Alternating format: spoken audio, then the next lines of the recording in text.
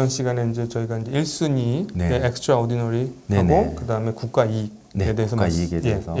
했는데 이제 그거 말고도 이제 1순위에는 이제 다국적 기업의 임원, 네. 그다음에 특수라 능력이 있는 교수님이 하실 수 있고요.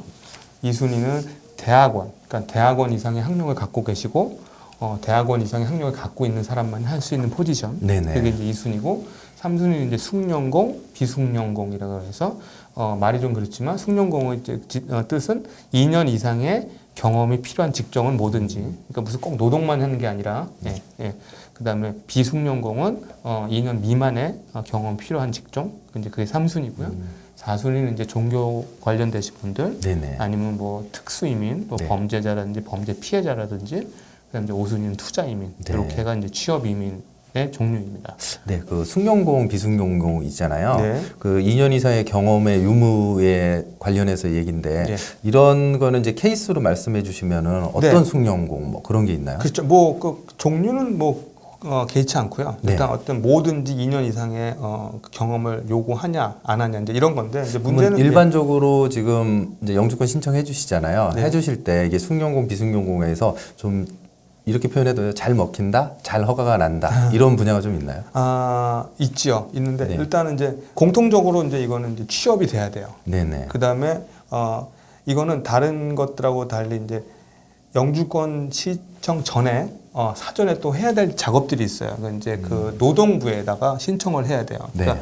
이게 아주 오래된 법이에요. 아주 옛날에 된 법인데 아직도 개정이 안 됐어요. 뭐냐면 기준이 미국에 이런 직종이 없습니다. 그렇기 때문에 외국에서 모셔옵니다예요. 그게 기준이거든요. 예, 그거를 이제 우리가 레이버 서티피케이션이라고 해요. 네네. 아니면 펌이라 그래가지고 이제 근데 이제 그 과정이 상당히 쉽지가 않아요.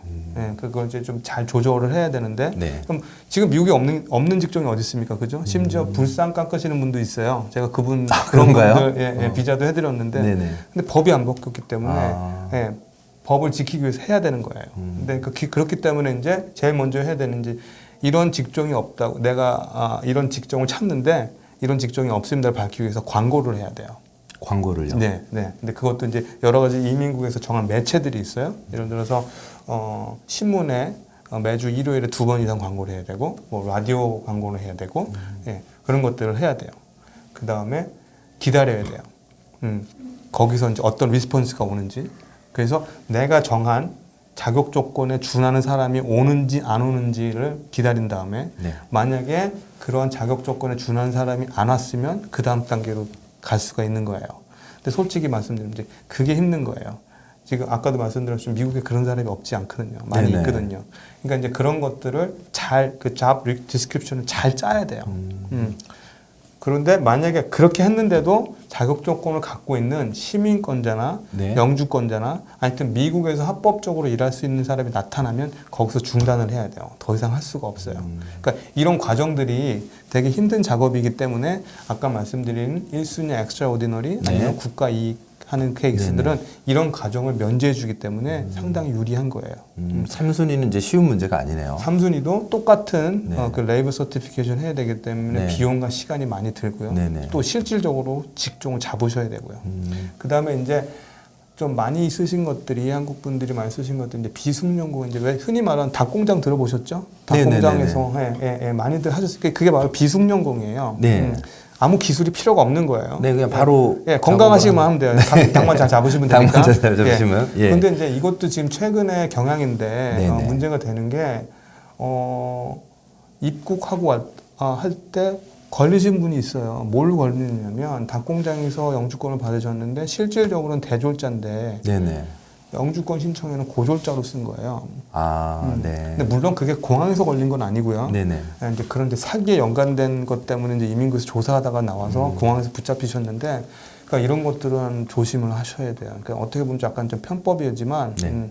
그리고 또 닭공장 실질로 가서 일을 하셔야 돼요. 그러니까 이런 것들을 안 하시는 분들도 되게 한 6개월 정도 일을 하셔야 돼요. 네네. 진짜로 하시고요. 그래서 고생 많이 하도록 오시는 분들 많이 봤고요. 그럼 이게 숙련공, 비숙련공 이렇게 해서 좀 들어가서 영주권 신청하는 분이 많이 계신가요? 그게 많이 계시죠. 그러니까 예를 들어서 뭐 제가 있는 지역에는 이제 예를 들어 뭐 세탁소에서 네네. 그 수선하시는 분들, 예, 이런 분들도 많이 계시고요. 근데 이제 아까도 말씀드렸다시피 이제 숙련공무원 2년 이상 경험이 있으셔야 돼요. 네. 그래서 그걸 증명을 하셔야 되는데 네. 예전에는 그냥 뭐 이렇게 그냥 누군가가 그냥 써주시기만 하면 그걸 네. 인정을 해줬어요. 근데 지금은 더 까다로워졌어요. 그러니까 예를 들어서 그러니까 이런 거죠. 도둑질도 네. 잘 손발이 맞아야지 하는 거잖아요. 아, 그렇죠. 그렇죠? 그러니까 어떤 경우가 있었냐면 자기가 한국 음식 경험이 있다는 거예요. 2년 이상. 네. 그래서 그 증명서를 가져오셨어요. 근데 그 날짜를 보니까 기분이 실제로 그때는 F1 그 학생 비자로 미국에 거주했던 기간이에요. 아, 그러니까 네. 이게 안 맞는 맞네요. 거예요. 예, 예. 그런 거 검토를 안 하고 보냈으면 그거는 이제 좀 사기거든요. 이민국에 대한 사기니까 그분은 바로 추방당할 수 있는. 네, 공문서 위조 공문서 부분이 위조일 수도 있는 위조가 거고. 되는 거네요. 그렇죠. 네, 네. 그러면은 좀 이게 안타깝게 이제 숙련공 비숙련공 내용이 많을 것 같아요. 왜냐하면 네. 가서 일을 하셔야 되는 거니까. 그렇죠, 그렇죠. 그래서 좀 안타깝게 못 되신 분 그런 케이스는 좀 있나요? 그렇죠. 계시죠. 근데 이제 꼭 이 자격 조건이 아니라 이제 숙련공, 비숙련공 같은 경우는 이제 아까도 말씀드렸죠. 뭐 세탁소를 통해서 하신다든지 네. 학생 비자로 계시면서 근데 이제 요즘은 옛날에는 이게 이제 서류 심사만 했었어요. 네. 근데 요즘은 이제 직접 인터뷰를 하셔야 돼요. 근데 이제 문제가 뭐였냐면 그러니까 이런 분들은 길게는 뭐 10년 이상 학생 비자로 계시면서 영주권 신청해서 영주권을 받으시는 분들이에요. 근데 이제 이민국에서 어떻게 물으면 오케이 10년 동안 공부를 하셨네요. 근데 그동안 어떻게 사셨어요? 뭘로 먹고 사셨어요? 라고 이제 물어보는 거예요. 근데 네네. 물론 그분들이 실질적으로 일은 하셨겠죠. 근데 그게 불법인데 이민국에서 그렇게 하면 안 되니까 이제 저 학교 다녔습니다. 뭐 어떻게 사셨어요? 저기 한국에서 송금 받았습니다. 그래요? 그럼 10년 동안 송금 받은 거 다 가져오세요. 그렇게 된 거예요. 그거 어떻게 만들 수가 없잖아요. 그렇죠. 그건 예. 과거 자료니까. 과거 자료니까 만들 수는 예, 없죠. 예, 예. 그러니까 그래서 떨어지신 분도 있고요. 네네. 예, 예. 그러면 이제 사순이는 이제 특수 이민, 네, 종교자. 그러니까 아마 많은 분들, 그러니까 그쵸, 뭐 종교자들, 네. 제일 일반적인 게 종교자들이에요. 그러니까 종교 가신 분이라 생각하면 저 이제 뭐 교회나 불교 이런 쪽에 있으시면 이제 그쵸. 영주권이 나올 확률이 높다는 건가요? 그렇죠. 근데 지금은 그렇죠. 그러니까 종교자로도 옛날에는 종교 관련되니까 예를 들어서 뭐 지휘자분들 이런 네. 분들도 가능한데 요즘은 되게 힘들어요. 그러니까 진짜 종교인들. 거기 헌신하시는 분들, 네네. 교회면 목사님들, 성당이면 신부님들, 네. 절이면 스님들이 네. 가능하시고 그 나머지 직종은 좀 쉽진 않아요. 아, 그럼 특수 이민이라는 건 어떤 거예요? 특수임이라는 건 이제 범죄에 관련된 분들. 네. 아, 저도 이거 이따 물어보려고 그랬는데 네. 범죄자 관련 포함. 네, 네. 그좀 생소해요. 네, 영주권 얘기 나오다 범죄 왜 이런 이야기가 왜냐하면 이제 나오지? 범죄 네. 피해자들이 있어요. 그러니까 예를 예. 들어서 뭐 가정 폭력이라든지, 근데 이제 이런 사람들을 기소를 해야 되잖아요. 그렇죠. 예, 그 나쁜 사람이잖아요. 그죠? 네네. 근데 이제 증인이 필요하잖아요. 네네. 근데 신분이 없는 사람은 추방을 해야 될 수도 있잖아요. 그러니까 네. 그런 분들에 대해서는 여기 계실 수 있게 비자를 주고 네. 또 거기에 대한 영주권 신청 자격도 주는 거예요. 아, 예를 들어서 뭐 가장 크게 이제 여성분들이 네. 가정 폭력 당했던 분들이 그런 분들은 이제 이런 것들 보호를 받으실 수가 있어요. 그러니까 예를 들어서 제가 한국에서 온 여자분인데 네네. 미국 남자분하고 결혼을 했어요. 네네. 근데 이제 아까 그래서 이제 그 가족 초청 이민으로 네네. 영주권을 신청을 했어요. 근데 아까 말씀드렸듯이 2년이잖아요. 그 네, 유예기가 임시적으로. 그러고 나서 또 이제 신청을 해야 되는데 그 기간에 가정 폭력이 일어난 거예요. 네네. 예. 그리고 이 남편은 나는 너 2년 이후에 그 영주권 신청 안 해줄 거야. 협박을 하는 거죠. 배우자가요? 그렇죠. 현지 배우자가. 그렇죠. 예. 그럼 이분은 이제 피해자가 되는 거죠. 이런 경우에는 이런 분들을 구제하기 위해서 이제 이런 영주권을 쓸 수 좀 있는 필요하겠네요, 그거는요. 필요합니다. 네. 그건 이제 자의가 아니고 이제 네. 상황이 그렇게 만들어진 그렇죠. 거니까 피해자가 네. 되겠네요. 그렇죠. 네.